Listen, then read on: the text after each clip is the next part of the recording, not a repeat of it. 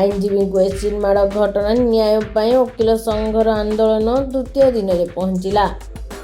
ଗଜପତି ଜିଲ୍ଲା ସଦର ମହକୁମା ପାରଳାଖେମୁଣ୍ଡିରେ ଆଇନଜୀବୀ ପି ରାମ ରାଓଙ୍କୁ ଏସିଡ୍ ମାଡ଼ ଘଟଣା ପ୍ରତିବାଦ କରି ପାରଳାଖେମୁଣ୍ଡି ବାର୍ ଆସୋସିଏସନର ପ୍ରତୀକ ଧାରଣାର ଦ୍ୱିତୀୟ ଦିନରେ ପହଞ୍ଚିଛି।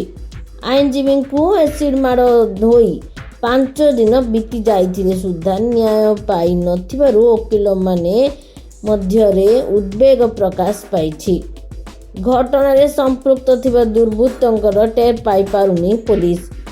ଯେଉଁ ଦିନ ପର୍ଯ୍ୟନ୍ତ ପୀଡ଼ିତ ଆଇନଜୀବୀଙ୍କୁ ନ୍ୟାୟ ନ ମିଳିଛି ସେ ପର୍ଯ୍ୟନ୍ତ ଏପରି ଆନ୍ଦୋଳନ ଜାରି ରହିବ ବୋଲି ଓକିଲ ସଂଘ ତରଫରୁ କୁହାଯାଇଛି। ରାଜ୍ୟ ଆଇନଜୀବୀ ପରିଷଦଙ୍କ ସହ ଆଲୋଚନା ପରେ ଆନ୍ଦୋଳନକୁ ତୀବ୍ରତର କରାଯିବ ବୋଲି ସୂଚନା ପ୍ରଦାନ କରାଯାଇଛି।